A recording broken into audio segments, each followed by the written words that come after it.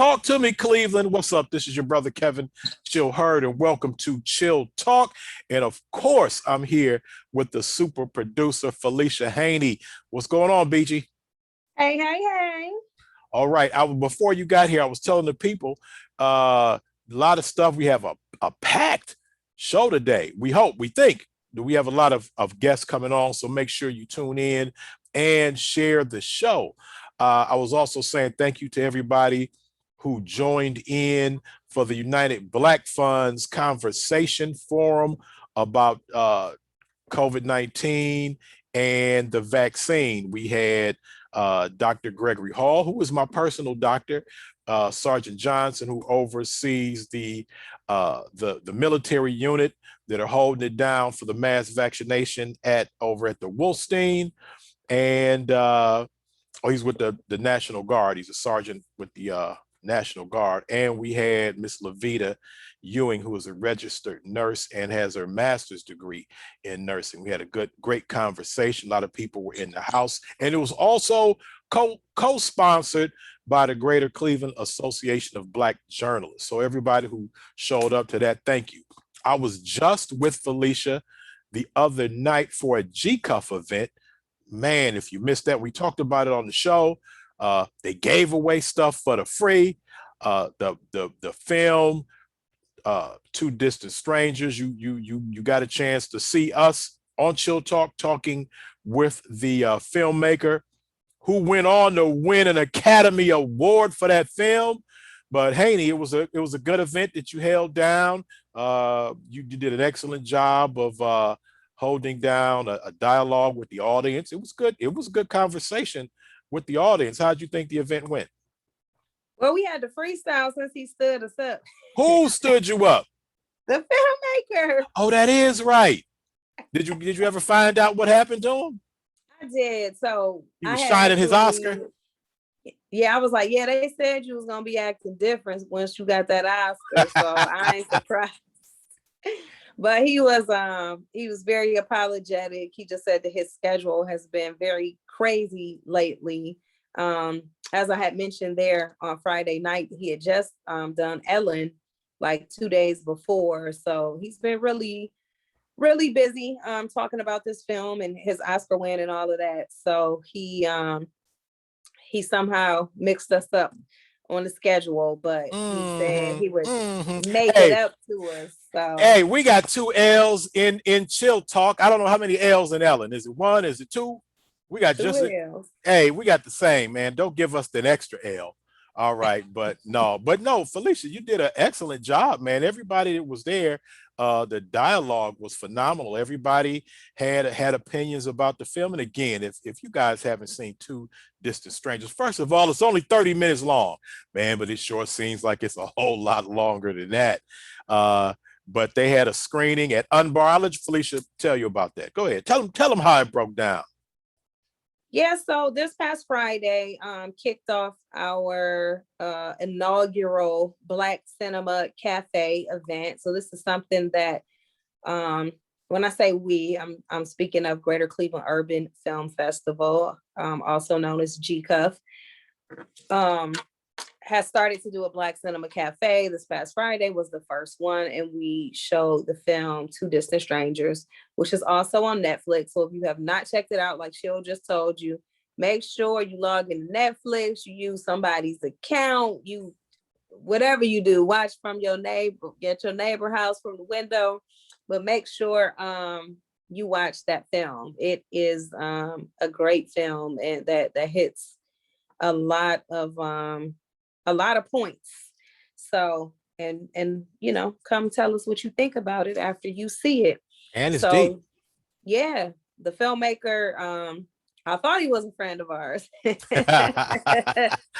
A friend of Chill Talks, a friend of GCUF. So we had him on the show back in February. So congratulations to him for winning the Oscar on that. He was the first African-American to win an Oscar in that category. I think the category was like live action short or something like that.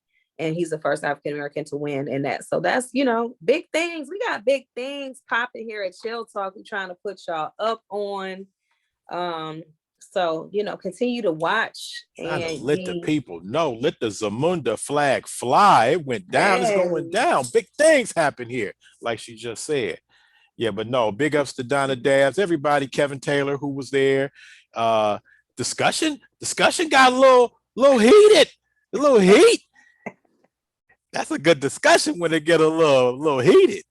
yeah, but it's good. I mean, these are the type of discussions we want to have to bring in different points of views and not just, so I have to say hats off to Rico, who is known around the Shaker Square area, Shaker Square, Large Square area, Rico. as the conversation rebel rouser. The conversation starter, the fire starter for the conversation. Rico got it cracking. So he always gives a different point of view, and I can't really knock him for that, because he'll get a discussion going in a heartbeat. Now, whether he really feels that way or he just throwing it out for discussion's sake, somehow he always manages to get that going. So gotta have some of those sometimes. Big ups to Rico. Go ahead, Felicia. You're gonna say something. No, what was I about to say? I don't know. All right, well, But we've got a good show today. While you figure it out, I do want to shout out Ronnie Knight. Your boy Ronnie Knight is in the building. See if he can win something. What's going on to our sister Letitia Pittman? We got to get you back on the show. We see you doing things in there. My mom is in the building. Our boy AP Episcopalian from the Episcopalia Brothers, Maruk, is in the building. So share the show, people. I see you coming on in here. We're up to about 5,000. Let's get 10,000 people in the room. Make sure you share the show. Oh, Felicia, I meant to tell you, because I see Denise Likes, a good member of the Greater Cleveland Association of Black Journalists. I forgot to tell you, when I saw her at the Civic at the Legends of R&B, man, she was dressed up. I didn't even know who it was. I was like, oh, shoot now. I see how you step. Man, let me give her the flag. Okay, Denise.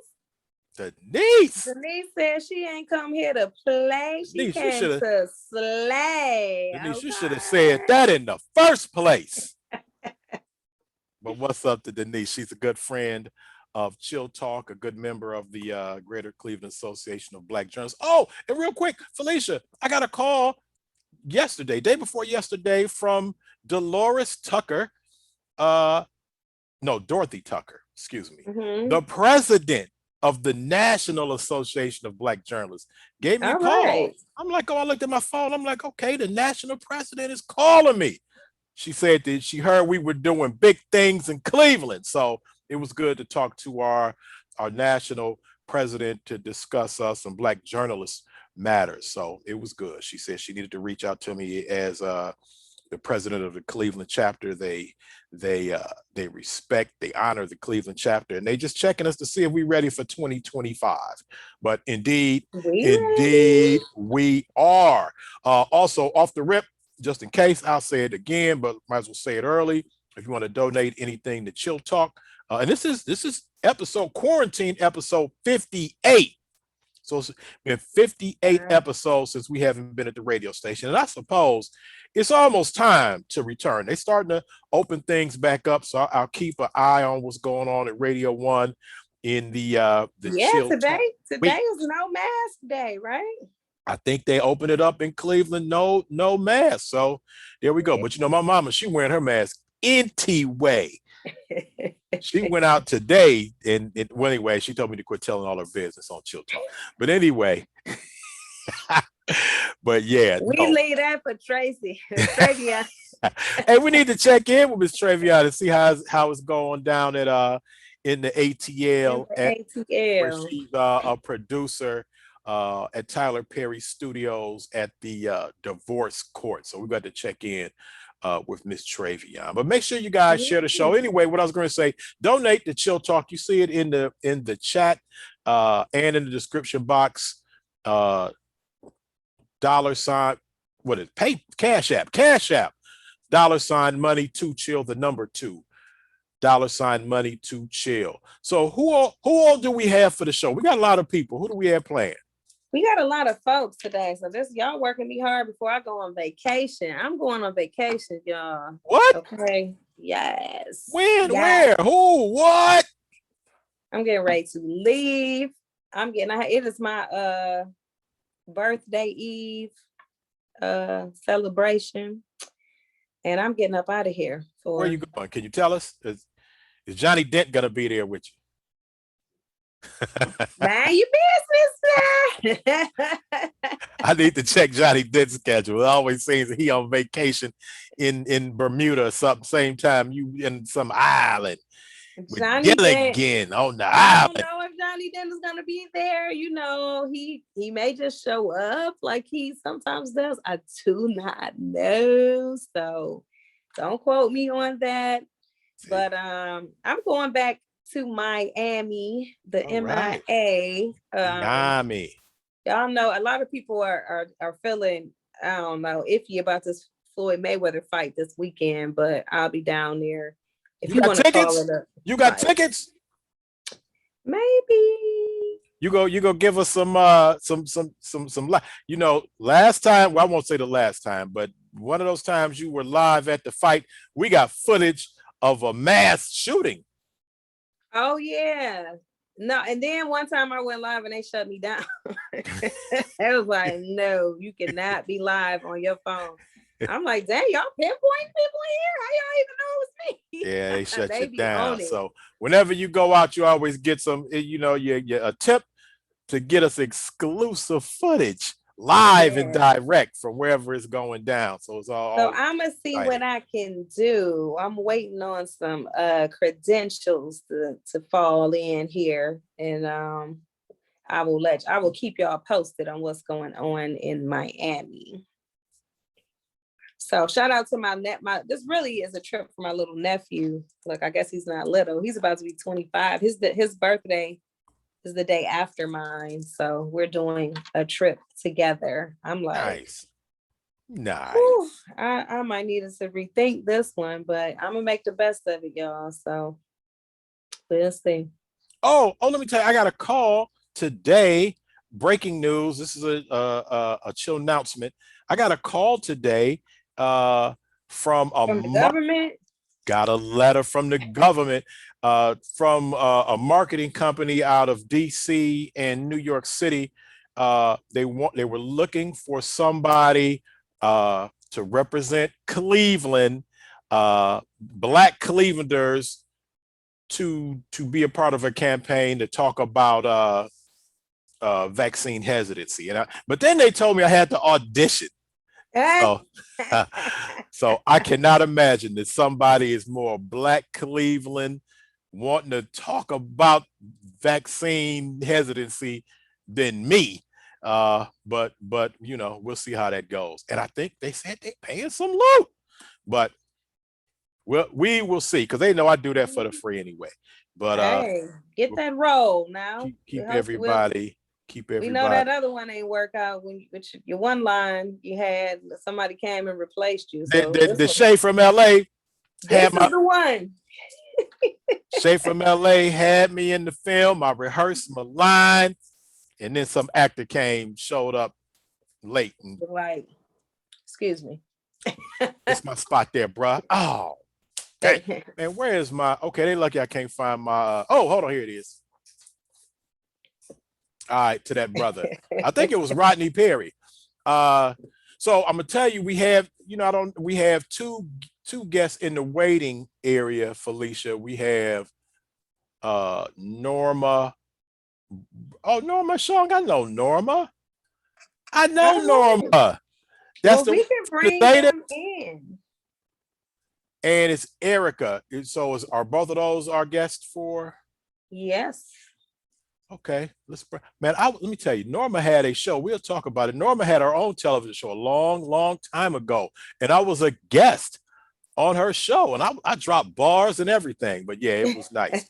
I just thought about that. I think that was my first television gig of that type. Let's see if we can bring Norma in. All right, I see the big Z5B. Oh.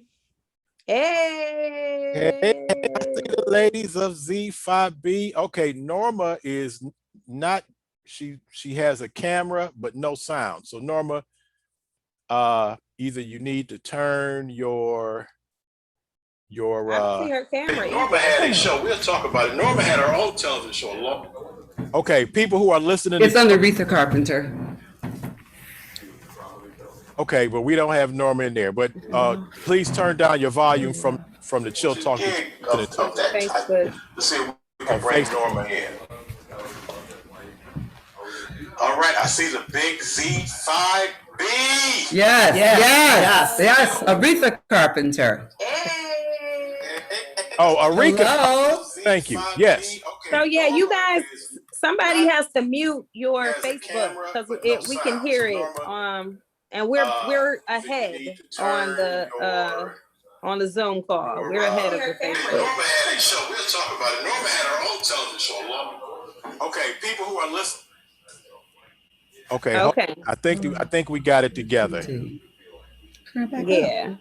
All right. So hopefully Norma is leaving out and coming back in.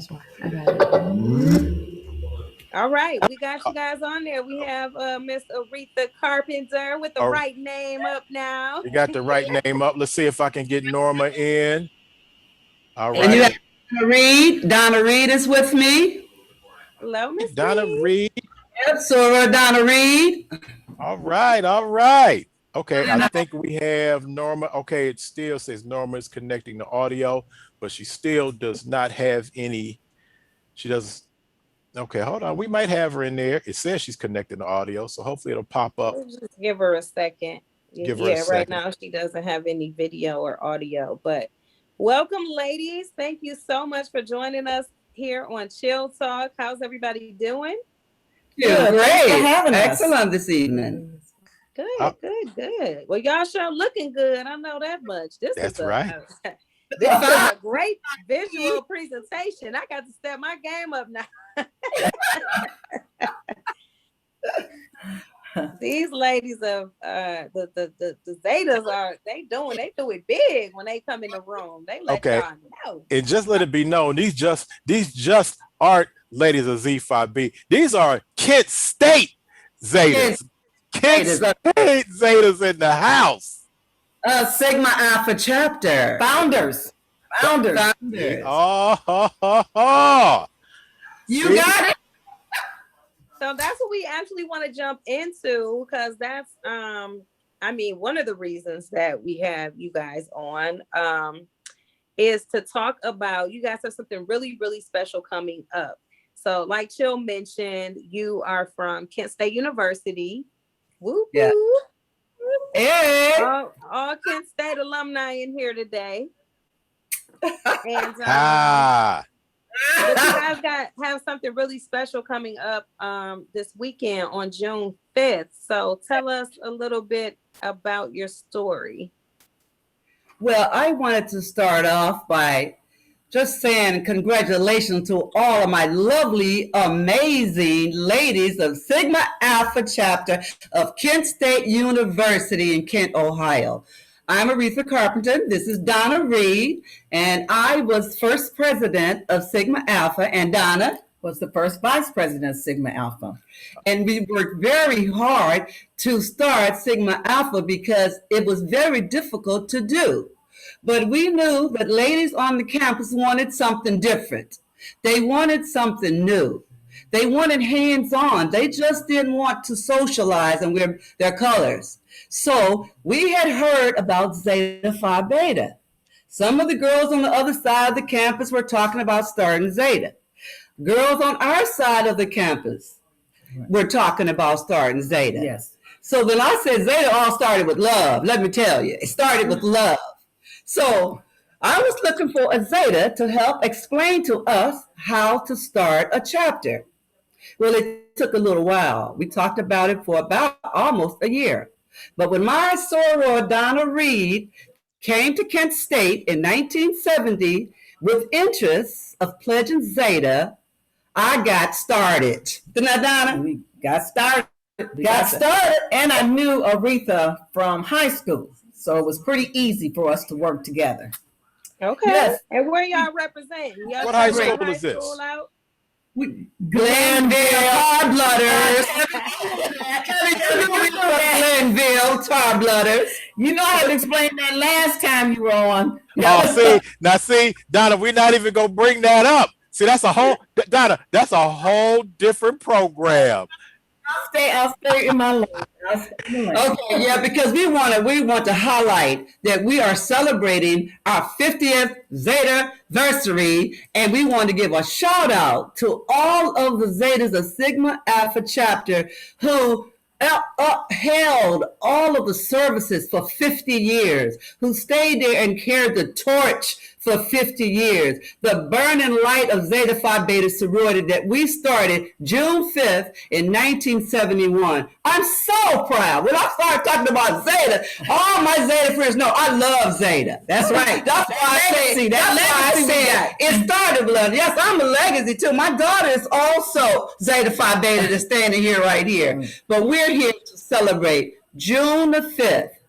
1971 was 50 years ago, will be on June the 5th, 2021. I want to say that we are all Zetas because of a trailblazer, Hester Shoto. Soror Hester Shoto was our advisor for Sigma Alpha chapter. And it wasn't easy for her to just start a chapter. She had to go through many trials, and she had to write many letters to Panhellenic. And she was the one that really paved the way for us. So today we are also honoring Hester Shoto's legacy for making us who we are today. And it's not just who we are, it's who all of the Zetas are. It's a lot of Zetas. It was a lot of Zetas at Kent State who crossed since 1971. And you're not about to start reading the list, are you? No.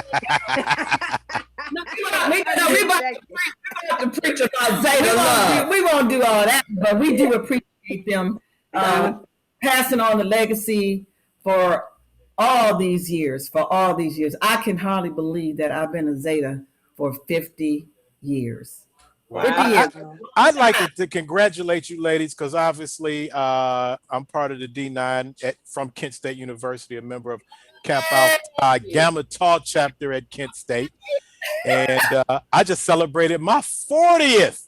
I know I'm a young looking man, but yeah, so congratulations, you ladies. And I've known many Zetas at fine, upstanding sorority, some good friends. I know some old school Zetas. My girl Linda Spots. Yes. Yeah. I just wanted to say that it wasn't easy to start it, but we started out with something called IZ Club, and it was interested in Zeta.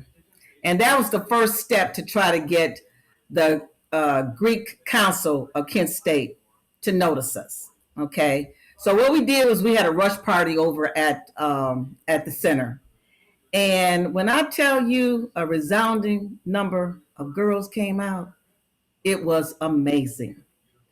So after the advice from Shoto to do this, we had the affair. So wait, I'm sorry. I'm gonna just stop you 1 second because I want to make sure I'm clear on kind of like everything that's going on with your story here. So we're talking. So was this in 1971? You're talking about like how long did it take you guys to actually get the chapter going? So did you start this groundwork, maybe in 70 or 69? When did that start? It started in 1970. Okay. It started like December of 1970 when we all got together after outreaching to Soror Hester Shoto. But so Hester Shoto, she worked on the campus? Yeah, was she an administrator? So Hester Shoto was a member of Gamma Delta Zeta graduate chapter, and she was a leader in the community. She was the president of the Greater Cleveland Panhellenic. She was also the president of the Links. She was a past president of Zeta Phi Beta sorority, and she was a figure, a powerful leader in the community. She worked on many organizations. She was awarded many awards for her achievements. She worked politically with Carl Stokes and Congressman Louis Stokes, and she just made a difference in the community. And that's why we selected Hester. Because you need Okay. to have a mentor and an advisor to start a chapter Right. of Noble sorority. So you had to Right. have an Well, advisor. let me ask you this, because right, and certainly we all know that having an advisor is really important to having any on-campus organization.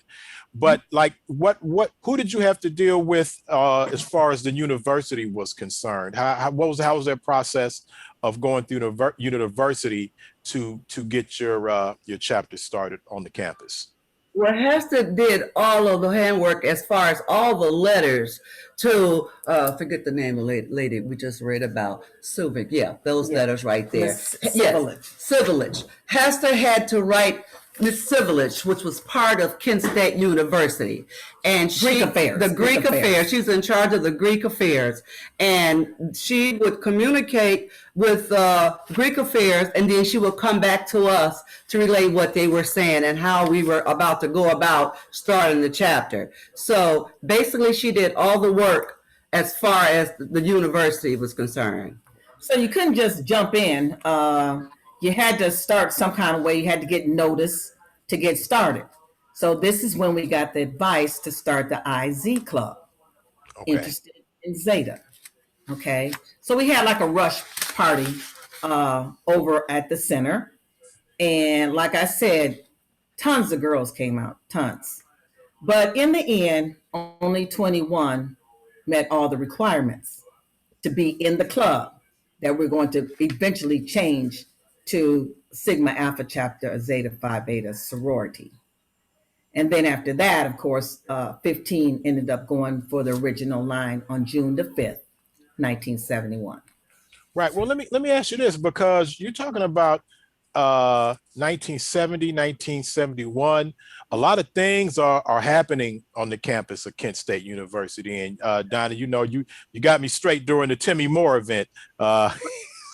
When I tried to give somebody credit for being a tar blooder, and they were a mighty eagle.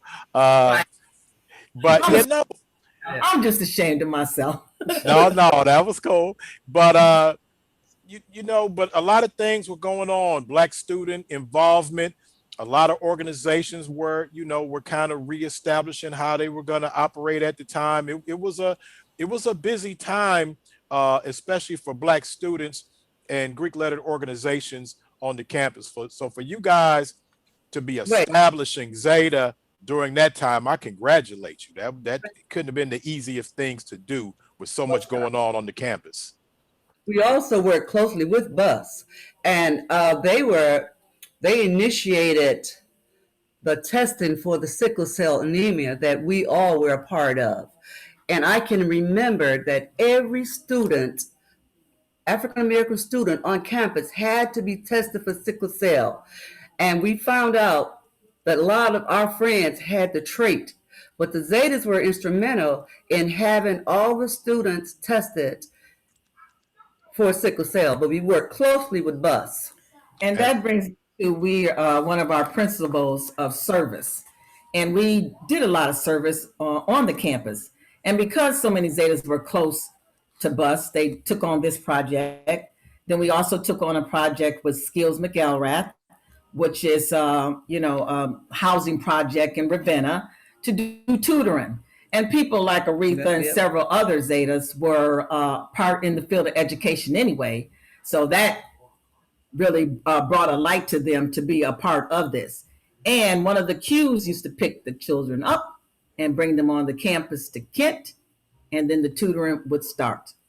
And many times we found a way to do service. Right. And many times we would even go to Ravenna to Skills McElrath to tutor. I have pictures. I was just sharing pictures of us tutoring the children at Skills McElrath. Mm-hmm. And also We provided gifts and we had Christmas parties for those students and those children, and they looked forward to see us coming.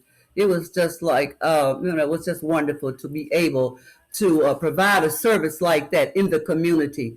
And that's what I really did appreciate about becoming a Zeta. It's an action-oriented organization who is involved with the community, who really truly makes a difference with scholarship, with service, sisterly love, and all the time working together for unity for the community. So it has really been rewarding for me.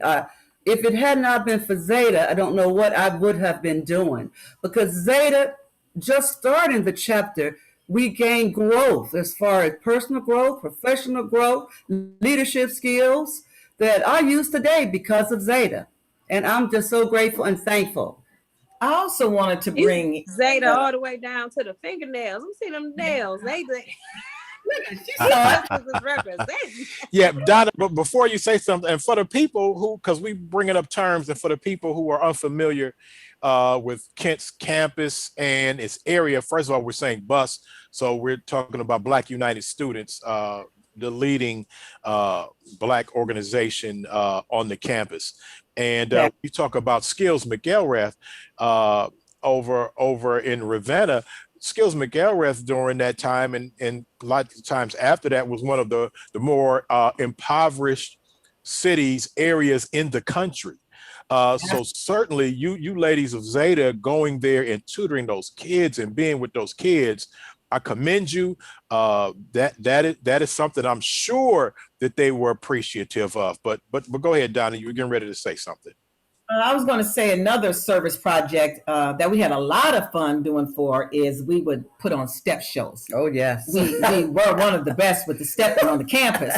And we would charge and we would get the money together and donate it to March of Dimes, which is a national service project. And, we were just poor students on the campus, but we found a way to get the money to be a part of that service project as well, to send this money to nationals for the March of Dimes. And also that Donna, the Stork's Nest was a part of that. And we provided items to unwedded mothers who needed items for their infants. But in order to get the items, they had to have an educational course to go along with it. Okay, I just want to ask you something because I want people to understand the job that you ladies were doing. Were you talking about sickle cell testing and tutoring at Skills McElrath and all raising money for the March of Dimes? How old were you? I mean, you talking about leadership. How old were you ladies at this time? But 19 years old. See, that's what I want. That's what I want to say. You ladies were taking charge of doing really important things at 19 years old. So, and I know that you say that you're glad that you are a member of the sorority and a founder, the charter of that chapter. But again, more congratulations to you ladies as an example of things that you can do as a student leader at a college or university. So, thank you for the things that you did there. Thank you, Kevin. So how does that work also if you are, you all are founding this chapter? And like you said, I believe, Donna, you said there were only 21 people who could be chosen. So how does that work for you all as the founding members? Like, you're choosing the people who are well, they had to meet certain requirements as far as grade average. And I mean, I guess what I mean more so is like, if you yourself are not yet a Zeta, you're looking for so how does that process work when you want to go in to create this chapter? So how do you yourself become one, yet you're still choosing the people who will be the first line, so to speak, to become Zetas? We didn't choose the first line. Gamma Delta Zeta did. They were in charge. They were our sponsors. They sponsored us, and they came down to Kent State weekly. I even remember my soror Sims, who lives right now in Detroit, was one of our big sisters. Some of our big sisters are still here with us, even though we are going to be celebrating 50 years. Some of our sorors that took us over are still here. And I'd just like to give applause to Soror Sims and Soror Wyckoff. She's still with us. And other Zetas, but I have seen Soror Wyckoff recently. So I just wanted to give a shout out to all of the Zetas who took us over. Right. Well, actually, we were pledging. We were all pledging together. And when the 21 first started, we were pledging. We had sisters come from the South. Oh, yes. And you know what pledging meant back in the day. Right. How that went, right? And even though they weren't right on the campus, they always made it there. We had to get up out the bed like everybody else at some ridiculous hour in the morning. Don't give away too many secrets. I know. So I guess that's why 21 started, but only 15 were able to go over. Were able to cross because it was kind of overbearing. Well, let me tell you this. Let me ask you this. So when you go back to the and I've been back to the campus for Greek shows, step shows, and whatnot, for probate shows. And it's a lot of it seems to be a lot of Black Greek, a lot of the D9 members are there. So I can only imagine, and I know how it is when I go back, and I'm an OG. Okay, but you ladies are the founders of the chapter. So right. when you go there and you see your sorors and they say, oh, you say I'm down. Oh, they're like, oh, so. Who we are. We don't have to say who we are. They know who we are. We're prouder than coming to Kent State's campus because they know Tootsie. Right. They know Donna. Yeah. We feel loved. Completely when we step our feet on Kent's campus, when we attend the pro show, when we go down to the charter. They give a charter line picnic every single year annually. Yeah. And we tell our own stories about what on back in the day. Absolutely. And we have to learn to tell our own stories to keep our history alive, because if we don't, it's forgotten. Right. So we have to learn to tell our own stories. Absolutely. So when you guys are having an event, I think Felicia, I heard her say you have an event coming up. What do we have? Saturday. Well, we as charter line members are getting together for dinner. Okay. We're doing the best we can considering the times. So how many charter members are there? How many? 15. We have 15. Okay, the 15. Okay. But listen, our Sigma Alpha chapter is giving us something very special. We're going to be highlighted and put into the spotlight on June the 5th by Sigma Alpha chapter of Kent State University. Let me give them a shout out. I'm waiting, June. Excellent. Okay, now I saw we had Norma trying to get on. Was Norma one of the 15 members, or she came later? Or she's a charter member. Yeah, okay. That's what I thought. She's a charter member. Exactly. She was okay. Are you all still in the Cleveland area, or will there be some ladies coming from other places to join you this weekend? Well, most of us are here, but we do have, coming from Columbus and right. Hopefully we will have Quinita Sewell too from Akron, and all the rest of them are here in Cleveland. Right. Nice. Well, several other chartered members went to Glenville High School. And we were best of friends before we even started, which made it easy for us to rent someplace or go to somebody's apartment. Aretha and I lived together. And what apartments did you live in Kent? College Towers. Okay, College Towers. Okay. Listen, we lived in the penthouse on the corner. We had the biggest apartment in the building. In the building. That was in building A or B? B. Building B. Okay, I stayed in every apartment in Kent State. They threw me out of every single apartment on the campus or surrounding areas. But yeah, I also stayed in. But no, that's for and for you ladies to get together, because I know I have, just 5 of my sands, and we tried to get together for our 40th, and I think I got one of them together. So for you ladies, but again, we're not the founders of the chapter.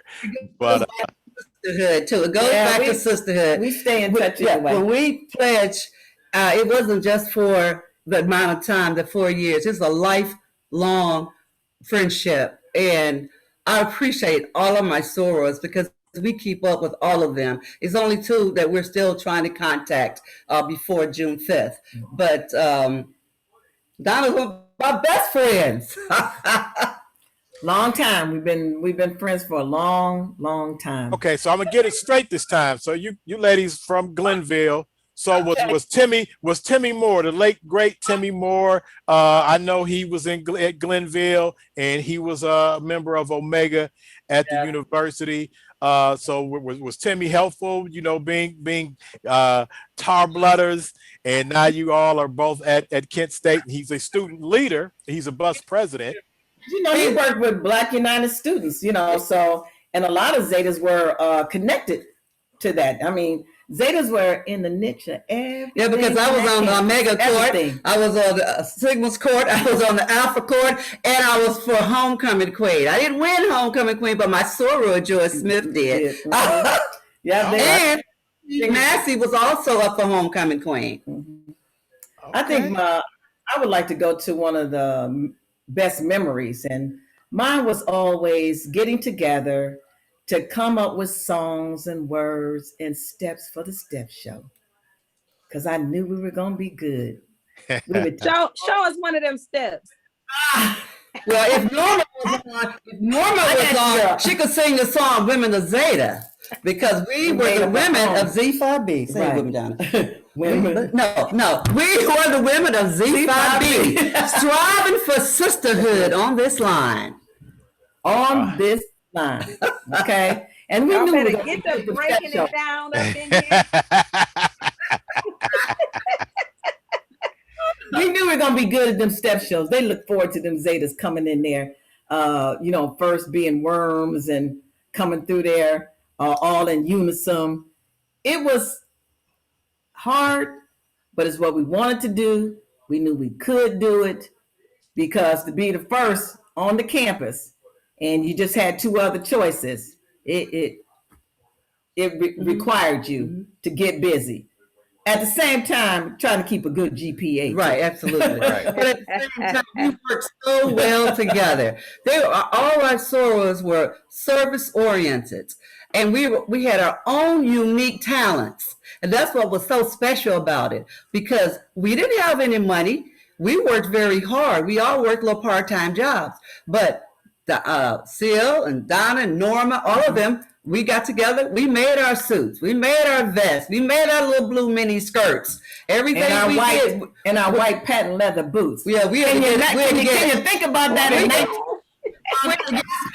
We had to get sponsors to buy the boots, but in that outfit. But we made those outfits. Hey, we're gonna need to see some photos of you all in those blue mini skirts and the patent leather boots. We need photos. And them sponsor boots. I definitely can send you one of those. I got one of those. I would love to see that. And I do want to say, Felicia, the years that they're talking about that they started this, our good brother Bakari, his father, Larry Simpson, Dr. Larry Simpson, was the first Black United Students president down at the campus. So, well, I don't know if he exactly was it. Do you guys consider him the first president? He was. Down to Columbus, and he had to do some work. And he went to. I remember he went to Columbus, and when he got back, he was voted in. Okay, so yeah, as a student, that's a young Dr. Larry Simpson as a student leader. So that's exciting times down at Kent State. I know a lot of those people, the Kappas that were down there. And I'd be remiss too if I didn't mention about our Phi Beta Sigma brothers, because of us also, they were able to start a chapter a Sigma chapter also in November of 71. And I just want to give a big shout out Miles. Sigma Bros, because we still work closely together.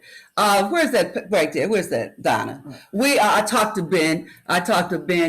Hill a lot. I talked to Mike Shomo. I talked to Dana Stevens. Mike Shomo. Right. And we Shomo.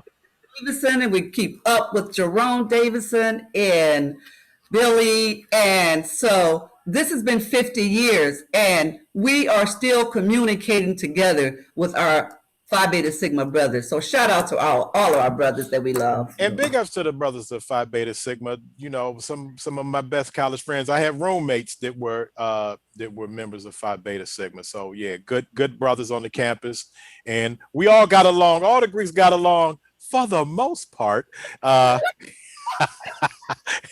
You know, we had our moments, but for the most part, we all worked together for the common good of the campus and the community. So, you know, I'm glad to hear you ladies are still keeping in contact with all of your members, all of your brothers, and that they honor and respect you when you touch down on the campus. So, excellent. Is it anything else you want to tell us? On 50 years. Yeah. Well, I want to say you got a couple of people in the chat here who are shouting you guys out. Cheyenne Moore, she says, "Hey, sorors." Kenyatta Reed, who says that you all are trailblazers.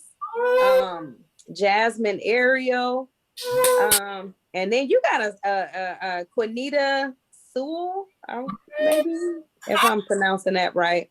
And then right. Roderick Swiner has a special message for you, Aretha, aka Tootsie. He says, "Tootsie, I want my annual hug." He sounds like one of them boot sponsors. He said he got some boots for you. See there. Oh, she gonna run away with that boot thing. No, but he said shout out to the home team, the Zetas. So everybody's on here giving y'all shout outs and congratulations. So thank you. Well deserved, ladies. This is this is something epic. Sometimes when we start things like this, we don't know it's gonna be this legendary, when you just get an idea and say, this is what I want to do. And you look up and 50 years has passed and this thing is still going strong. So kudos and hats off to you all for, taking that initiative to get this started. That's really epic. Thank you. That is excellent. Thank you also. BG, we'd like to thank you, Kevin, so much for having us on tonight and helping us to tell our story and helping us to thank all of our Sigma Alpha Sorors for the hard work for 50 years of service to Zeta Phi Beta Sorority Incorporated. I also would like to thank Gamma Delta Zeta, also, which is the advisors for Sigma Alpha chapter, and who have worked diligently with them for 50 years. I do appreciate it. All right, Donna. Now you do have a message from Norma as well. She just posted in saying sorry that she could not make it on, but she said that you ladies are doing a fantastic job. So good. Awesome. Thank you so much. Thank you so much. And big ups to Norma. Like I was saying at the beginning of the show, Norma was one of the first people that let me come on her television show. So I remember that, Norma. I think I still have the footage, but she interviewed people. Yeah, she definitely did, and she interviewed me, one of the first people to interview me. So I lots of love going her way. Also, I'd like to say what's up to other people that are tuning in with us. My brother Amani, Zaire, Thomas T. Swift, Lindsay, Dave Cheese Malone. People are watching this show. Make sure you share the show.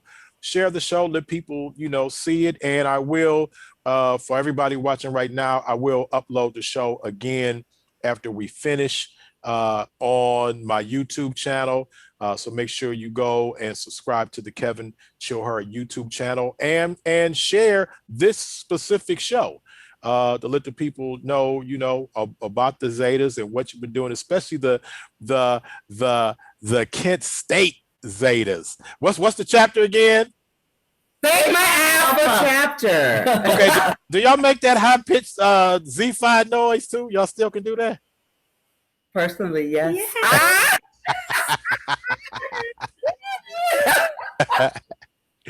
All right, love you ladies. Love anything else, Felicia? I don't know. Did you have any other words, Donna, that you wanted to close out with? I just wanted to say I really appreciate the Sigma Alpha chapter continuing on, letting our legacy just go on and on and on. And it's just really wonderful. And I think 50 years, so you can calculate how old I am now if I've been a Zeta for 50 years. And I just really appreciate all the sisters who pledged Sigma Alpha chapter, and knowing and respecting us for the work that we did to get that on the campus. Because like I said over and over, it was not an easy feat at all. All right, well, I appreciate you ladies. Appreciate you. And your ladies are still looking good. That's why all them brothers still on here trying to ask about hugs and stuff. Right. 50 where? Black don't crack. Keep trying to tell you. All right, well, ladies. thank you, ladies, so much for joining us. Congratulations once again on starting this chapter 50 years ago. That is so awesome. And hey, we hope it keeps going and going for 11 more years. There you go. There you go. We will be doves, women of the dove, as of June the 5th, 2021. Our title will be Doves. All right. Do you get like a special pin or a flower to put in your hair? What do they give you for 50-year members? Do they come over and let a dove go in your house? On June the 5th. All right. Check back with us and let us see those pictures of all of that, and you guys get together and the picture of those boots. I had known, I would have had it here for you. Right, exactly. I believe you. All right, ladies, we appreciate it, and lots of love to the sisters of Zeta, Phi Beta, Sigma Alpha chapter. Congrats, ladies. Enjoy. Thank you so much. Thank you. All right, bye-bye. Bye-bye. All right, Haney, as they leave, we can get, I don't know if the other person is tuned in. I don't know if we had somebody. Do you know what time did you tell the next person? The next person should have been in already. And so if she is not, then we'll have to move on to the third guest. The issue with the third guest is he just sent me a message saying, can I send the link to him on a different phone with a number I don't have? I'm like, I got to stop in the middle of Oh my God, man. Why you can't forward the link I sent you to your own phone? Come on, bruh. Jeez. It's All just right. a lot of copy and paste in here. Yeah, so cool. Yeah, but big ups to all of the Kent State University, Divine Nine, certainly as a member of the Kent State University Divine Nine. We try to keep up with each other through our different eras. And I'm laughing because when we did our tribute to Timmy Moore, which is their college high school friend and college friend, and who was my professor at Kent State. We had different rooms by eras when we did the thing honoring the late Timmy Moore. We had a 70s, actually we grouped them together. It was a 60s, 70s breakout room, 80s breakout room, and a 90s and a 2000. Well, all I know is all the people from the 2000 and the 90s came over to the 80s breakout room because we had it going on. But I heard the people in the 70s room was something else. So had a ball just with our whole Kent State family. Certainly these ladies are part of the Kent State family and the Black United Students community and the D9 Divine Nine collective. So big ups to the Zetas, and it has to be special to be seen as a chapter founder. Now, I don't know if I know we say that, I don't know if that's the exact word. It might be the chartering members, might be more of an official title, but lots of times we just say chapter founders. And I know that we honor our chartering members that you would call chapter founders. So I'm sure these ladies are held in the highest of regards to all those young sisters of Zeta Phi Beta when they step on the campus, to actually know and meet the people that started your chapter for your organization is always, has to be, you know, a really beneficial thing to meet the people who created something that you later became a part of. So big ups to those ladies.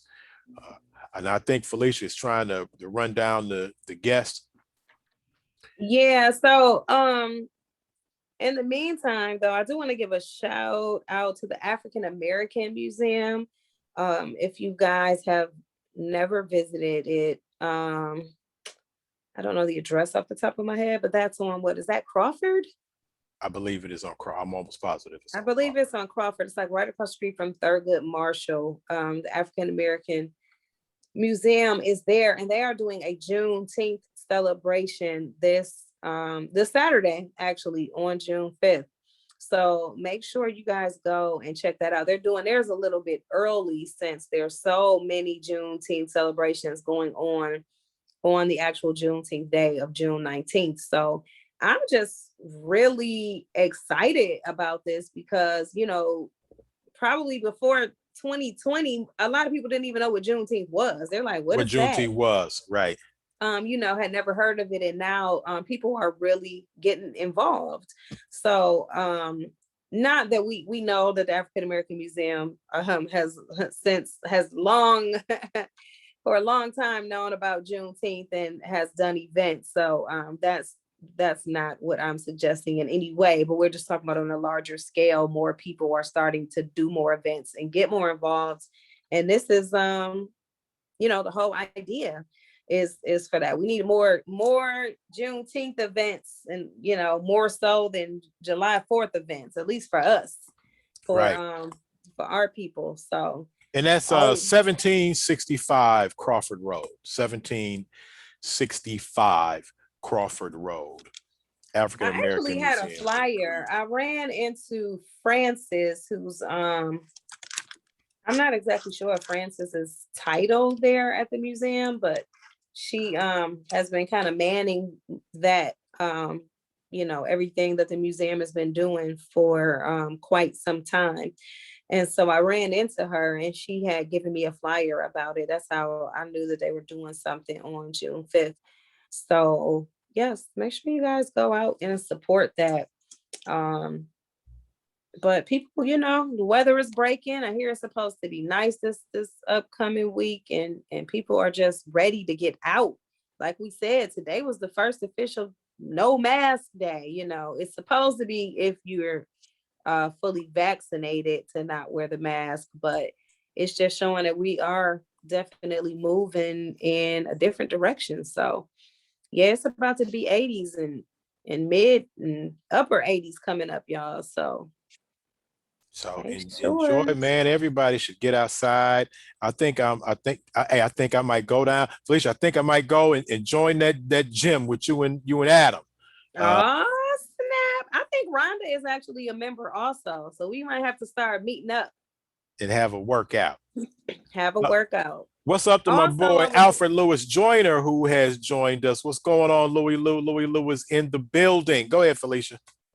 I was going to mention, you know, we're talking about events and getting healthy and getting yourself together. There's a farmer's market also this Saturday, June 5th from 11 a.m. to 3 p.m. where you can come out and support local farmers on Kinsman, y'all. I'm going to drop the address in here as well. It's 8005 Kinsman Avenue. So, I just want to shout out these types of things because I'm always happy to see, our people, Black people, supporting each other, and then and also, getting serious about health, about Yes. getting healthy, staying healthy. So I just wanted to throw that event out there as well to tell people to come out support. And this is right on Kinsman. So we got to show them love. Shelly Shockley in the building. Team Shockley. What's going on? Shelly Shockley is in the house. Now, y'all know I got to get my eat on Chill Talk because it usually happens during dinner time, but I actually fasted today. Ramadan is officially over, but I am doing some extra fasting, and so I have not yet eaten. So y'all don't mind me, but I'm gonna heat up my little. So is it extra fasting or is it makeup fasting? Which one you doing right now? It's just the extra? I don't have any makeup days actually. Oh, okay. So, I think I had mentioned this last time that if you fast 6 days during the month of Shawwal is the month that comes right after Ramadan, then it will be as if you have fasted for the entire year. So I'm trying to get my 6 days in. This is day number 4 for me. So okay. I got 2 more to go. I'm working it out. All right. So yeah, I think I'm gonna go ahead because man, it's not like I'm trying to do free advertising for Planet Fitness, but $10? You can't really beat that. Well, Chill, I got the Black Card membership. So if you need to come for the free. Oh, see, there we go. A couple of times, to see if the membership is what you want, then I got you. Okay. All right. So what do I have to do? Do I have to call you and say, okay, I'm going down there today? Yeah, you just gotta meet up with me. We meet up, we go, get a workout in, you just walk in with me and we good to go. All right. Well, that's that. We will definitely do that. You and Adam, we can throw Adam in the mix. Adam could come in one day. Adam, already got his. He went down there and dropped his $10 down there. So right. No, I'm just saying that we all want to meet up and get exercise on. Yeah. So Adam want to meet up because he want to ride down there. So yeah, big ups to Adam Lesson Morgan, who was on the show 2 weeks ago with the International Men of Excellence. Mike Shomo, who is a member of Phi Beta Sigma, who these sisters just gave a shout out to, is also a member of International Men of Excellence. That's where I actually know Mike Shomo from the group that Adam started. But yeah, no, let's look to hook that up and go down there and get physically fit. So yeah, what's up again to everybody that's watching the show, whether you're watching it on Chill Talk, which you should be, because that means that you like and follow Chill Talk, the Chill Talk radio page, but some people may be looking at it on Felicia's page. People are looking at it on my personal page. But what we need you to do is go over to Chill Talk on Facebook at Chill Talk to me. Facebook at Chill Talk to me. Like and follow the Chill Talk page, because we won't always share it to our own personal pages. Sometimes it'll just be on the Chill Talk page. So you guys make sure you go and you follow that page. But make sure you share this show. Well, I don't know what Felicia is making over there, but she has all she got some ketchup. I get my condiments together, get my alkaline water. Ready over here. Alkaline water. And what is it that you have in that bag? Oh, this is just my gluten-free buns for my Beyond Burger. Okay, and you putting that's what you using? You eating a Beyond Burger? You just eating the buns with some ketchup and mustard on it. No, I'm getting all my fixings together for my Beyond Burger. All right, we do have somebody, Felicia, in the waiting room. We have William in the waiting room. You want me to go ahead and let him in? Sure. All right, as you fix your sandwich. All right, let's see if we can get him in the building. There we go. He's getting hydrated We just I'm saw about this. to get fancy and toast this bun, y'all. Oh, look at that. All right, we have Brother Will Knight in the building. Of people saw part one of us having him as a special guest last week. We didn't get a chance to wrap up and finish. He had lots of things to talk about. And let's see if we can get him to unmute his mic. He is running for Congress, the 11th district, the famed district that was left to us by Lewis, the Honorable Lewis Stokes. So he's looking to fill big shoes. How's it going? Shoes. How's it going, Brother Will Knight? It's going well. It's going well. You know, it's we in this fight. We keep smiling. We keep going. Okay, now we talked to you for a while last week, but you know, in politics, a lot of things can happen in a week. So, yes, sir. So how has it gone the last week since we just talked to you 7 days ago? How's the campaign looking? You know, we're still in a fundraising race for what we feel we need to do for our campaign. You know, we took on a campaign manager / fundraiser, and you know, we continue to put the signs out. We about to, you know, do a little thing at our office on Lee Road this weekend, and we you know, we just keeping it moving. Okay, where exactly is your office located? That's what I was getting ready to say. Where people can get those signs? Okay, the question really is the office on Lee Road in Cleveland Heights, or is it closer to Lee and Harvard? That's what we need to know. I'm gonna keep it all the way real. It's in Shaker in the middle, baby. So, that's how you did it. Okay, we worked it out. So you have problems with me and Felicia. No, I don't got, you know, y'all know I ain't got we ain't gonna have no problems. What sort of problems we gonna have? Well, I know I was at Shaker Square today and I didn't see that sign. You ain't seen nothing. Oh, yeah, okay. They didn't come back. They did not come put that sign back. The guys who cut that grass put the other people's signs back, not mine, huh? Okay. All right. All right, again, bro, remind for the people who are watching the show right now on all the various platforms, remind them who you are and what you're seeking. Yeah, my name is Will Knight. I'm the head wrestling coach at Shaker Heights, Ohio. Wrestled at Ohio State. I'm a college graduate of both Shaker Heights High School and the Ohio State University. And, you know, I'm running for this congressional district. I've been living, my family's had a presence in this area of Northeast Ohio for over 60 years. And, you know, I look at how important this seat is and the history of it and what it means and what we need to do with it to continue, you know, the growth in our area. I see, you know, I'm not pleased with the people who they think are inevitable.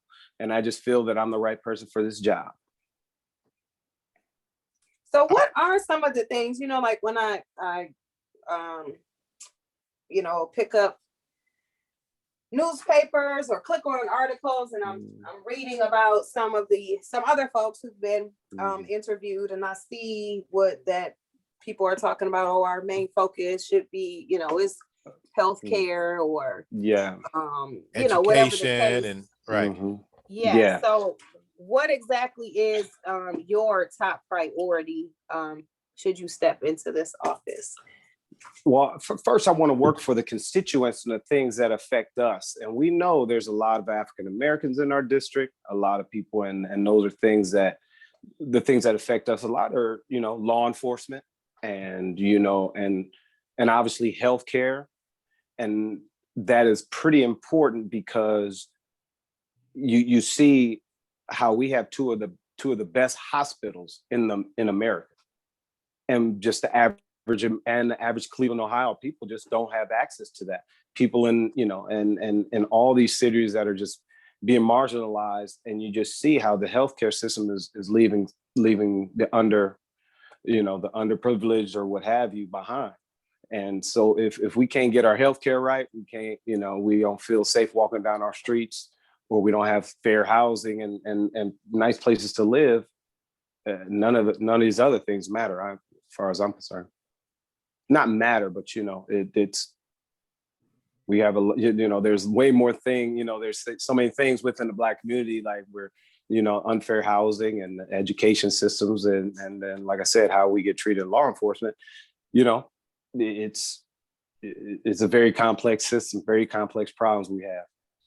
Okay. Now I'm gonna ask this question because we have a lot of new people that are saying that didn't see you before. And I again urge everybody, go back on the Chill Talk videos, or you can go to the Kevin Chill Heard YouTube page and see part 1 of the interview that we did with Will. But I do want to, for the people who are watching now, I do want to ask one question, re-ask a question that I asked before, because it's kind of one of the things that stick out, and that's as a political candidate, a lot of people don't know who you are, and we have a lot of other candidates are names that we know. What would make you, and partly because you haven't been a political candidate before, so again, what would make you seek an office at this level for United States congressperson? Why not councilman? Why not precinctman? Why not mayor? Why Congress? Well, when I started this journey a couple years ago, I was talking to a mentor of mine who is who's been deep politically, and I was going to do something quote unquote smaller, a couple years ago, as I was talking to him. And then I had goals of, possibly running for mayor, or even bigger, state to, because I always felt that someone like myself could run for governor. I always believed it, just because of my background in the sport of wrestling and what I have here, like the diversity of people in my life and the type of people that I deal with on a daily basis. So I have, I have a bigger coalition and a bigger, platform than people believe or may think. But this opportunity came up. I mean, this thing came up. And what I saw is going through this process with, I don't know if people know that we have a lawsuit, me and a group of my Ohio State teammates, we have a lawsuit against Ohio State because of inappropriate doctor. And as we reach out to other politicians and people, there was a bill that has been introduced, but it's been killed in committees of 249, House Bill 249. And it gives you the right to sue, to get past statute of limitations, et cetera, et cetera. And it just died in this, it just is bogged down in committees. And they have no intentions of doing anything about it. And when I talked to my state rep, and she was the only person that got back to me about this issue. She gave me a piece of information I liked. When she told me, she said, "Will, government's supposed to work for you, not against you." And that stuck with me. And then I see these people who are running with me and running against me or what have you in this election now, that have been in this system, in this area for the last 20 years. I don't see how they had government help work for us in the last 20 years in Northeast Ohio. As I talk to people and talk about how the things are going down the drain, or going from suburbs from Cleveland to suburbs to Akron. People are talking about, man, our community's going down. Man, our school's going down. These are the people that's running with me. They've been the one that's been associated with all this. So there's time for something new. Okay, well, and let me ask you this, and I apologize if I'm going over some of the things, but I know we have a lot of people who didn't see part 1, but feel free to go back and look either on the Chill Talk page or on the Kevin Chill Heard YouTube channel. But because in politics, a lot of times, especially in this season, people look for outsiders. They look for people who aren't part of the normal political system. But then there's some who say, outsiders have a lot of catching up to do. If you don't know, the politics of give and take and compromise, and if you need to know the necessary people. So there's things to be said from outsiders and insiders. But what would you say to those people who want to know, if they were to vote for you, that you would have the wherewithal to maneuver within a very divided Congress. Just politics, how it operates, because you can be on the outside for so long, but once you get inside, you're actually inside. Yeah. So what would you say to people who will want to know if you can maneuver inside of those halls? If you look at the diversity in my life, the different type of people that are in my life, I don't just have Democratic Black dudes who hang out in the barbershop as my crew and that's my life or something, what people may think. Or I just don't have like just suburb kids that I know and I'm not just a suburb kid, or like I just know the people from Cleveland Heights, Shaker Heights. The diversity of the people that I know in my life that I've been dealing for the last 30 years since I've been at Ohio State and being a wrestling coach, you don't understand how many relationships that I've created with people from so many different backgrounds, to teammates in Medina, Ohio, or people that I know from Wasion to Dayton to Collinwood. Teammates that I've had at Ohio State, people I've done with. And I treat everyone the same way. We all talk the same way because we all kind of want the same things at the end of the day. Now, if you think that people if we need to stop talking to another person because you disagree with them, we are sadly mistaken, because we're not going to get anything done if we just believe we just going to go in there, throw powder kegs at people and just start talking all craziness, or trying to just play some of the normal games. But we have to figure out how to talk to everybody. Yes, some people ain't going to listen. I get it. We move on. But if you don't try, we all going to be lost here. We got to figure out how to be able to talk to each other. And I know that I can do that.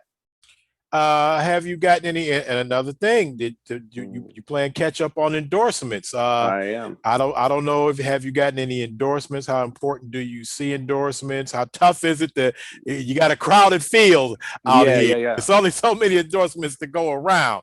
How's it looking on that front? Well, I missed the Bernie endorsement, but okay, you knew you weren't going to get that one. I missed the Bernie endorsement, but you know what? Bernie didn't do too well in this district anyway. Okay, so we're gonna keep that moving. But people have the head start on endorsement. That's what they are and what they do. But is an endorsement gonna get some roads paved? Like what is an endorsement gonna bring some more like healthcare facilities to the inner cities? Like they can have those endorsements. You know what? I'm going to get endorsements from the people. I'm going to get some small business endorsements, which is going to be encouraging me because I'm going to be business positive. I'm going to get, so if you need my barbers, if you need a couple passes to come forward for me, if you need a couple people who own corner stores and bars, I can write those up, because still at the end of the day, their votes just as valuable. Okay. Now let me ask you this. Because I promised that we would get into it when we talked to you this time, because you talk about the incident at Ohio State and you really there to support a lot of your teammates.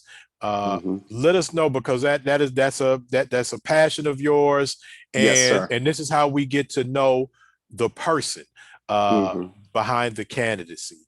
Tell me what that's about, and how do you fit into this, and why do you spend this much energy on involving yourself in this? The people, let us know. Talk to me. I'm gonna give you two really quick. I'm very veteran. Before I go into the Ohio State things, a little more complex. Veteran affairs are so important to me because of one of my teammates, Ray Mendoza, died in Iraq, and then I see that he got an IED hit his tank, blew up. Now, if he came back to America, if he lived, we may not have taken care of him in the proper way. And that is so important to me, because how my dad's end of life happened, where the VA took care of my dad, and how our VA system is pretty good one, but you hear the nightmares across the country. I just wanted to let you know that veteran affairs is so important to me, and that is a primary thing on my list. But however, so going back to Ohio State thing, we in the last 3 years, we've been involved in this lawsuit and an investigation about an inappropriate doctor we had. And as I came in, we were all hesitant because it's happened so long ago. You bury a lot of these issues. You bury some of the things that happened, bury some of the things you've heard about friends that have told you things.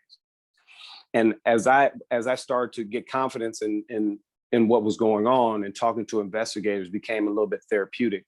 And then I just started getting phone calls and myself reaching out to people and getting them just to want to come forward. And as I tell you, Chill, like, men don't want to talk about these issues.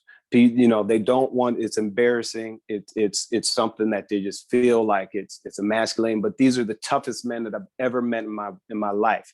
These are the toughest men. They come from tough backgrounds, from being, you know, country boy farmers to guys whose dad worked in coal mines. These are some of the toughest people that I know. And then a doctor just tried to take something away from them. And as I talk to more than 50 to 100 men about sexual assault, I just realized, like, once again, I started becoming an advocate. I started to really understand what some of these women have gone through and what they've been trying to profess to people about what's been happening to them. So but we're on the back burner because we're men. Okay. There's many people that I've reached out to. There's people who are in this race that I've reached out to. And like I said, the only person that got back to me was my state rep. And as I said, I'm gonna fight for my dudes. I've been fighting for them. I will keep fighting. There's some people who settled lawsuits. I'm staying in, and I'm gonna keep fighting, because these my guys, they deserve retribution for what has happened to them. Okay, and I appreciate you speaking up about that. Again, and I can tell by the chat, we've been joined by some people who may just be joining in, and they like, who's this brother y'all talking to? Again, let the people know who you are and what you're seeking. Okay, look, I'm Will Knight from Shaker Heights. I grew up, our family was the first Black family on our street in Shaker. I had a break dancing group back in the day. Oh, hold on, wait a minute. Chill, we gonna go down this. About to go down this. Wait a minute. No, go ahead. We coming back to that. Oh, you ready? Okay, I was about to pull you my car. Get your pop lock here. See, y'all even see that? Did y'all mess with me again? What's happening with the thing? Okay, as long as you here, you good? Okay, I was about to say something. I was just finishing up my meal, y'all. So I was about to say. I didn't mean to interrupt you, bro, but what you No. you said was in the first break dance. I'm like, oh, hold on now. No, go ahead. It is. I still think I'm the first dude to do the windmill in Cleveland, but I'm gonna go back to that. I'm gonna take you back. But yeah, so I'm the head wrestling coach at Shaker Heights, Ohio. I wrestled at Shaker Heights High School. I've been coaching, doing and working in business since I've been back from college. We've had a family business here for 50 years, and my dad was in banking. Who when he came to Cleveland, he started giving small business loans to the minorities who couldn't get loans from normal banking procedures, and we've just always been people that just love this area, and would just be one thing that we've been always wanting things for the marginalized. We always want to try and bring something better to this area, because we can all do better together if we do. So that's just who I am. And for Miss Shelly Shockley, who was one of the people asking who you were, and she has a couple of questions also that we'll get to in a second. I just wanted to let her know, since you brought up your dad and the banking, that we all worked at the Carmel Post newspaper, so we're very familiar with the Bustamanis. So she would know. I don't know if she knows your dad or not, but she would definitely know who the Bustamanis are. Well, his name is Herman Knight. He was the vice president of First Bank. That was the last time he worked in the bank with him and the Bustamanis. But yeah, he worked at Cleveland Trust and Ameritrust and all. But he was, and I was telling people, he was the first Black man to work in a bank in the state of Ohio who wasn't a custodian.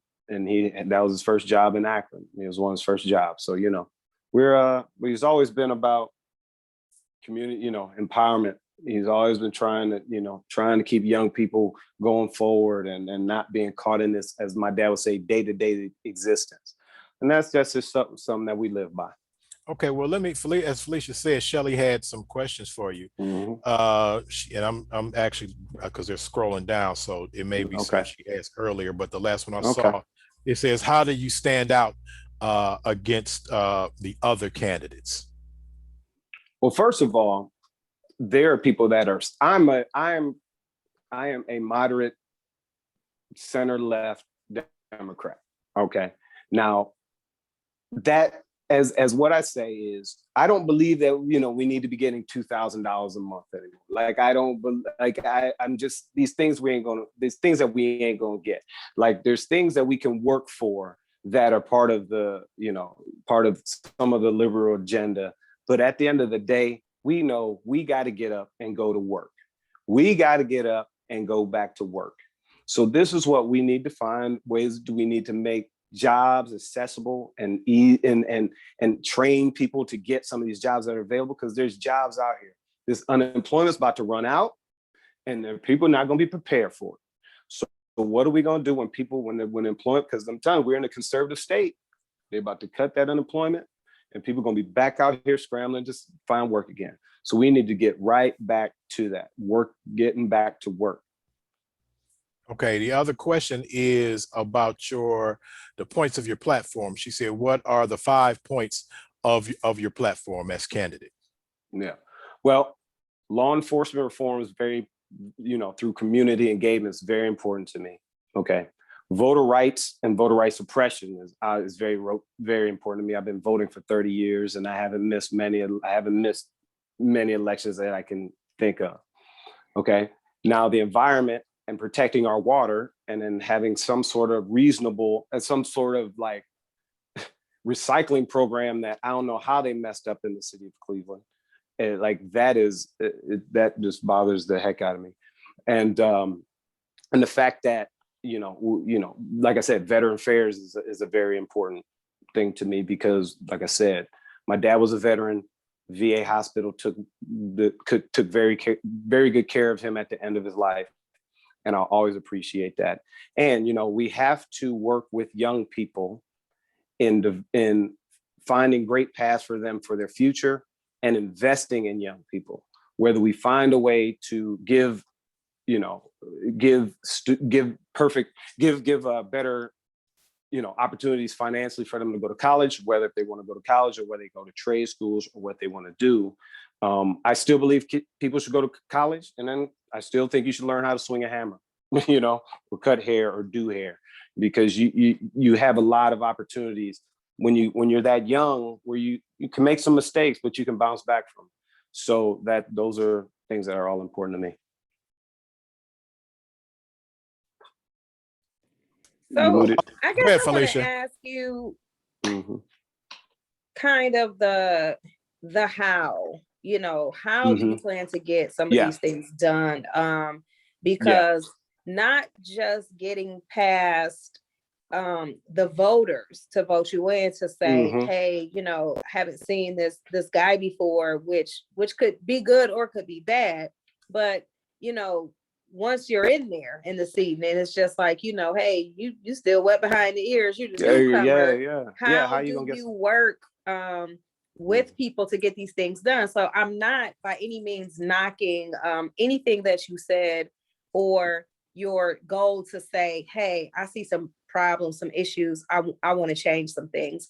I think like yourself, many a politician has, whether they actually believed it or not, they've run their campaign on that, saying, a lot of stuff is messed up. I want to get in here and change it. Then we kind of sometimes don't see change, or to use what you said last week, you kind of, you end up with these fleas on you. So it's just like, how do you not end up with the fleas on you? How do you get the things done for the people that, you're wishing to see changed? Yeah. Well, first of all, like, who may be the front runner, Nina, to be honest, she's not going to be able to get anything done. She's not going to be able to get much done, because first of all, she totally, disrespected the president and vice president. And if you see a lot of the people at the squad and all that, like people that she's going to align with, they don't get meetings with the president. So if you're not getting meetings with the president or the Speaker of the House, you're not going to get anything done. So at the end of the day, at the beginning of the day, we're just gonna work like anything else. We're gonna make we're going to create relationships and work with people and talk to people where you're on either side of the aisle, where you can work with someone like Anthony Gonzalez, who went to Ohio State, and played football at Ohio State. He's pretty much on the west side of this district, or or some of the other just moderate or liberal Democrats who are in Congress now, and you're trying to work with. It just, when you're trying to get a common goal of getting some things done for your community, that's all I'm going to be working. That's what I'm working for. Just trying to get things done for this district.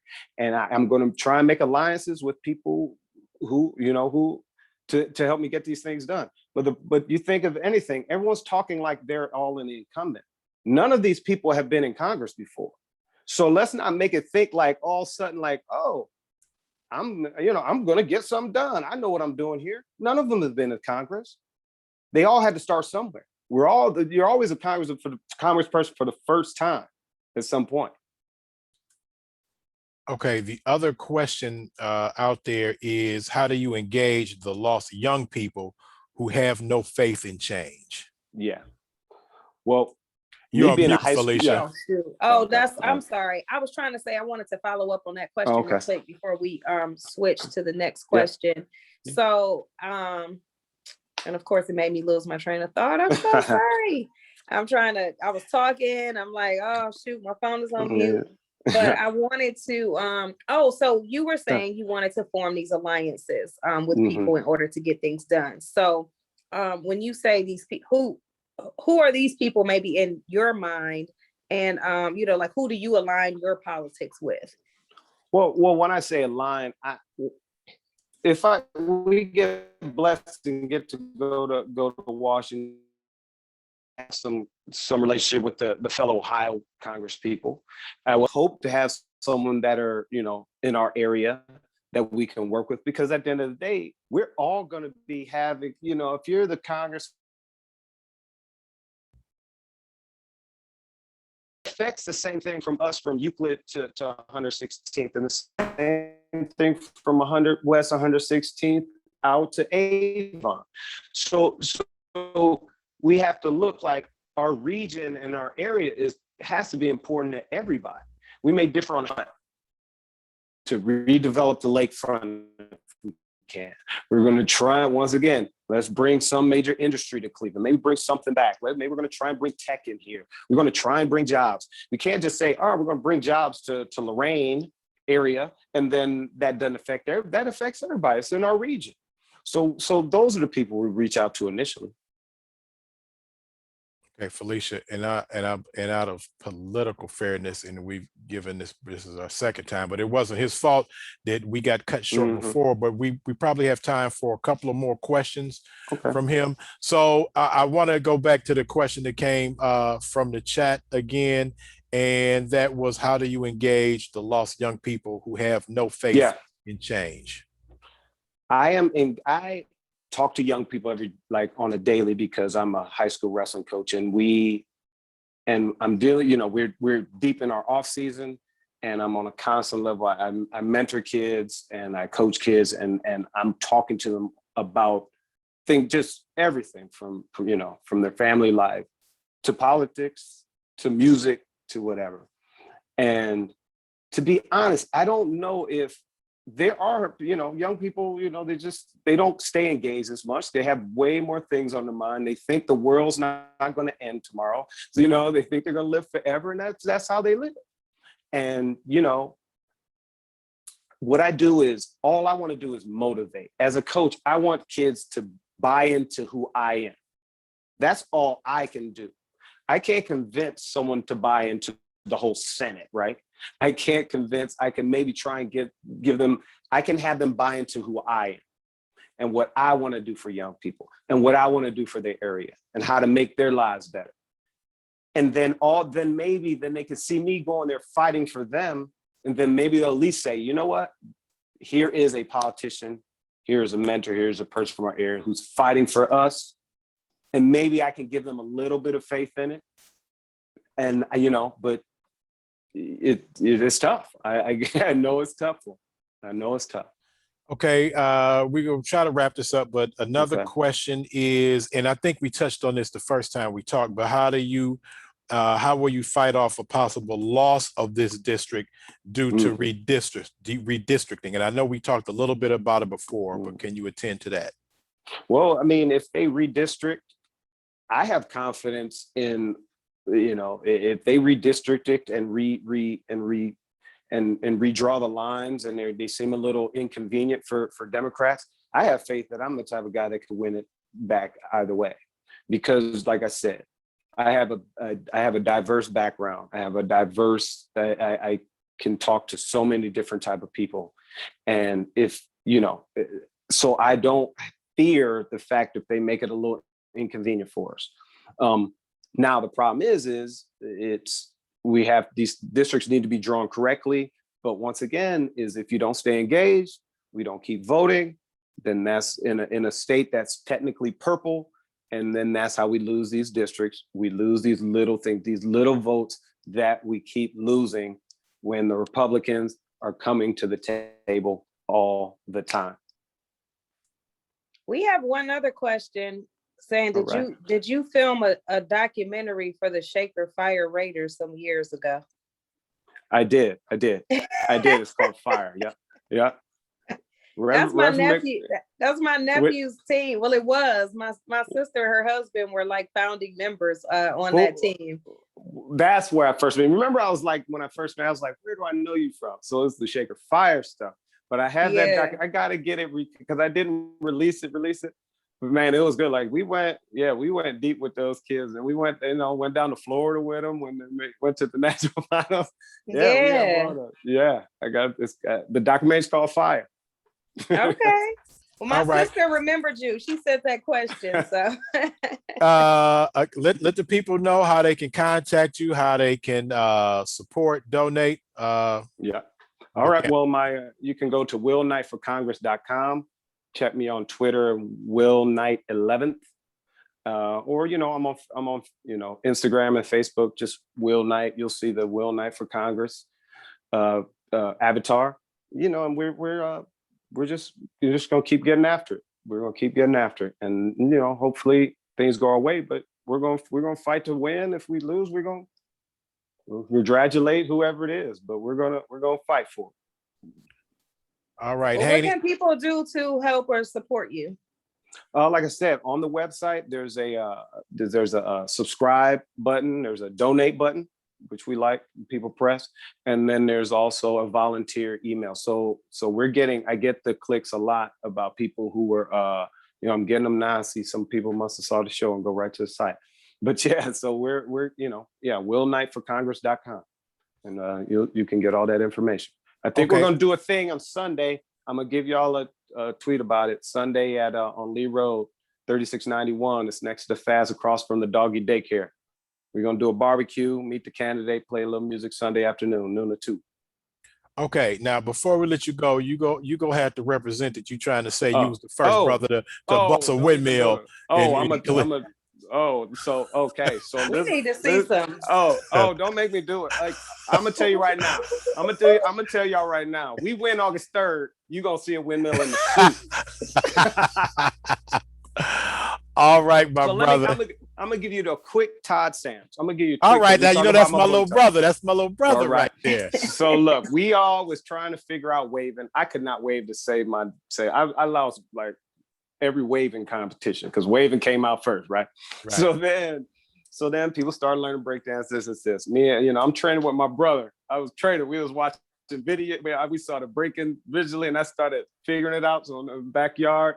And I figured it out on the grass and in the grass on my house. So then we had this rumor that there was this guy who was like the best waver in Cleveland. This kid named Todd was moving the shaker. It was just this rumor. I don't know how it just spread. But one day I'm by my elementary school. I'm walking down the street and I see this dude. And the people in your neighborhood. We're like, and he said, "Hey, where's the elementary school?" And I was like, "Oh, it's right there, Lone. We had to go check." You wanted to go find it. And I was like, "Your name Todd, like we heard about you, like this dude, he was this new dude." And then breakdancing groups came together. Then we had the breakdancing group called the Supreme Teams that got started with Jamal Murdoch. who still owe me $5 from the Apple fair that I was in. But but yeah, and then Todd, as you know, in the campaign box.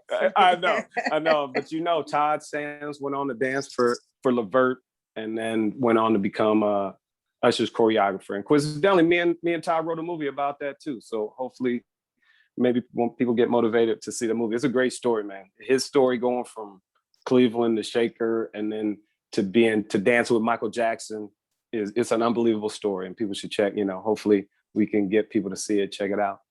All right, my man. William Knight, candidate for Congress, 11th District.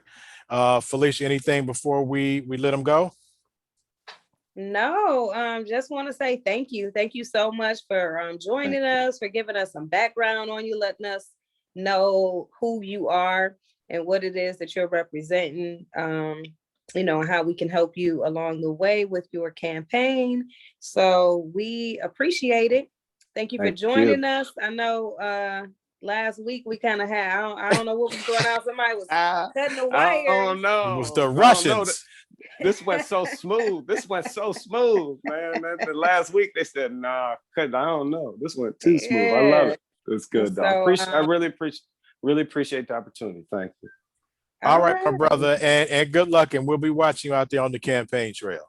All right, get out and vote. My brother-in-law said he needs a copy of that Fire movie. All right, I got to dig deep. I got to get my guy we got to print some copy. That's gonna be hot. We got a new phenom now. His little brother on the basketball side. So okay.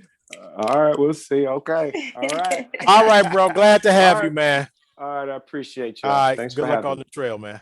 All right. Thank you. Thanks. All right, Felicia Haney. So we got taken care of with Brother Will for the part 2 of his interview. He's still on. Will, you still on? You need to sign out there, King. Here we go. Haney, you on mute. You're on mute. I said he trying to hear what we had to say about him after he hung up. He can watch that on Chill Talk if he wants. He tried to hang out and listen up. I did want to give a shout while we were talking. My man Wendell Fields gave us a shout out, and everybody remembers the last week we talked about that it was upcoming. That Saturday was the grand opening of the B-Buzz Little League baseball, and so I went there. Man, it was a nice turnout, man. Anytime, you know, when you go back and you see all of the little league players that you played with who are now adults in the sea, you know, it was like a reunion. Ben Holbert was there. He was a B-Buzz little leaguer. Zach Reed, who's a candidate for mayor, he was there. John Barnes was there, who's a candidate for Congress. Mayor at Warrensville. Brad Sellers. Mayor Bradley Sellers, my boy Brad Sellers was there. His father was a coach at B-Buzz. So my man Delvis Valentine was there, good member of the Greater Cleveland Association of Black Journalists. Lots of people, and thank you for Wendell for letting me accept the award that he gave for Ken Ferguson. And they honored Kenny with with this photo, and it'll be hanging at all the games, a very large banner, outstanding, in memory of Ken Ferguson for his support, not just to the Little League, to B-Buzz Little League Baseball, who Ken played B-Buzz, one of the first kids to play B-Buzz, one of the first groups of kids that played in the B-Buzz organization, but certainly his contributions to the organization and to Lee Harvard, Lee Miles, Lee Seville, and to Cleveland, Ohio. So, you know, thanks to Wendell Fields for all that he's doing to continue a legacy that I'm proud of B-Buzz Baseball League, and to all those young men. He says he has 122 kids signed up and are starting to play. And, you know, it's rough to get kids to play baseball these days. It's not one of those things that it was in the past where everybody wanted to play baseball, especially in the Black community. So big ups to Wendell Fields. We got to get Wendell. He's been on the show before, but we're going to have to get him on the show and give us the update on what's going on with B-Buzz baseball. But it was a great outing. My boys Daryl and Gino were with me. I didn't accept the award for Kenny by myself, and we accepted it on behalf of Justin Ferguson, who's continuing his father's legacy in business in Lee Harvard. So just if you need to know, if you need to rent a hall, if you need to rent tables, chairs, bounce houses, party, Justin Ferguson is still carrying on the Ferguson legacy. Wendell said he spoke to Desmond Howard, Heisman Trophy winner Desmond Howard. Did Desmond play Little League? Did he play B-Buzz? Wendell? Wendell's listening to the show. Yeah, Wendell, we're gonna have to get you signed up and get you on the show to give us updates. He said that Desmond wants to help. So Wendell's been doing really good at getting a lot of collaboration. I believe he got some collaboration from Major League Baseball, from the Indians. So, but I'll let Wendell one day he can get on and talk about all the things that he's doing. But yeah, I'm proud of what he's doing and proud of B-Buzz. He's saying yes that Desmond did play B-Buzz as well. I don't know. I think we had a third person. I don't know if we still have him, or was this the person that couldn't get on, Felicia?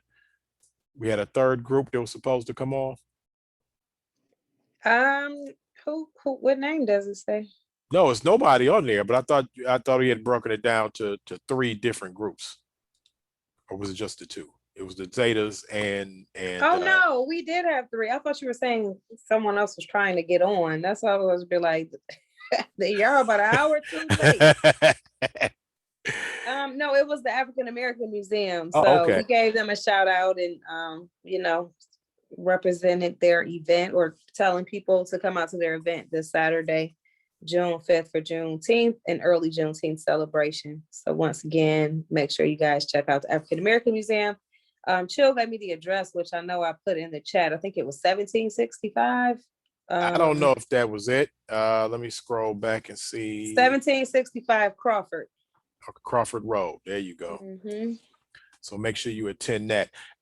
And we have, as fairness to all of the candidates, we're reaching out to other candidates for Congress. So anybody else wants to come on and let us know, have your people reach out to Felicia, make it known. Let's get your words out and let the people know, what you're running on, what the campaign is about, how you're doing, how do people contact you, how do people support your candidacy. So the offer is always out there to all the other candidates, and we have been in contact with a few others, so stay tuned for that. Felicia, anything else coming up for the free? I saw you advertising some stuff. I think it was like a 27-hour Fast and Furious marathon.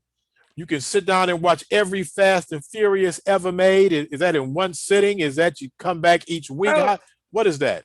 Believe it or not, they are actually making another Fast and Furious movie. It's just like the franchise that never ends. So Faster and Furiouser.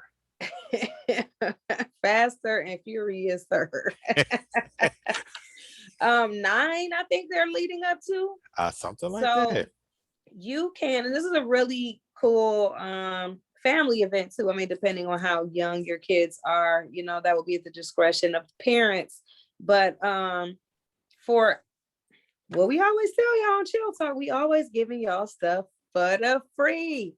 So you can go to Silver Spot Cinemas, which is located inside of Pinecrest, and they are showing all the Fast and Furious movies each week leading up to number 9. So I believe this week they're showing 6. So I don't know what 6 is. Fastest and Furious. Is Continental Drift one of the ones, or because Tokyo Drift? See, I'm talking some Continental Drift. See, man, I'm on my science. I'm on my science. I'm on my science thing. Tokyo Drift. So yeah, I think they're showing 6, which I've actually never seen, but unfortunately I will not be here this Friday to see it. But yeah, so check it out. You may want to go online to Silver Spots and reserve a ticket, because I think that even though it's free, you still have to reserve a ticket. So just something cool to do, nice little date night out with the fellas, girls night, family night, whatever you want to call it. It fits all of the above criteria. So, and it's in your price range. in your price range. The Chill Talk special. It's for the free. For the free. Because Chill Talk's for the people. Absolutely. All right, Haney, anything else before we shut it down? That is all I have. Next time y'all see me, hopefully I'm gonna be nice and suntan. I'm gonna get these beach vibes going, and I will see y'all next week. All right, so you will be here for the next show. You just will be gone. I ain't say I will be here. We'll see. All right. Well, to be determined. Well, we up out of here. Chill Talk. Make sure, if you're watching the show, whether you're on my personal Facebook page or you're on Felicia's personal Facebook page, make sure you make your way over to the Chill Talk radio page where this is emanating from, and go over there and like and follow the page. It's on Facebook at Chill Talk 2 me, the number 2 at Facebook, at Facebook. Did I say it right? Facebook at Chill Talk 2. Okay, tell her, Felicia, where to find it at. You tore that all the way up. I'm talking about it's torn up into confetti. All right, tell them where to like and follow the show. And I'm the one that came up with the doggone name. But go ahead. You can follow the Chill Talk show at facebook.com/Chill Talk, the number 2 me. You can also keep up on social media.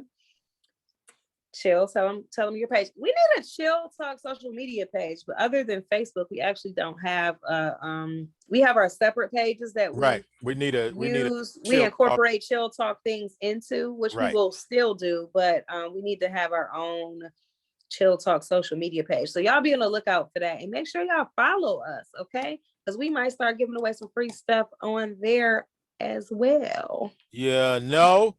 All right, but we up out of here, y'all. Make sure you share the show, share the show. Last minute, you can also make a donation before we get back to the radio station. But you can drop us something, Cash App, $ money to chill, whatever, we'll take it.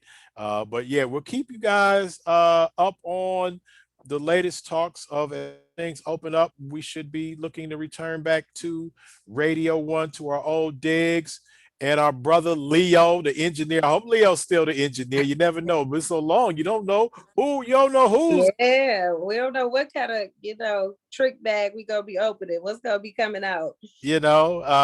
Our radio listeners, hey, they'll be happy to hear. What was our one favorite radio listener?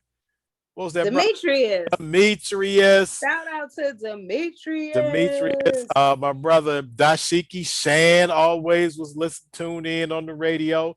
So yeah, we'll keep you up on when we're returning back to Radio 1. But until then, we are gone. I'm Kevin Chill Hurd. You have the super producer Felicia Haney. You already know what it is. We up out of here. Peace. We gone.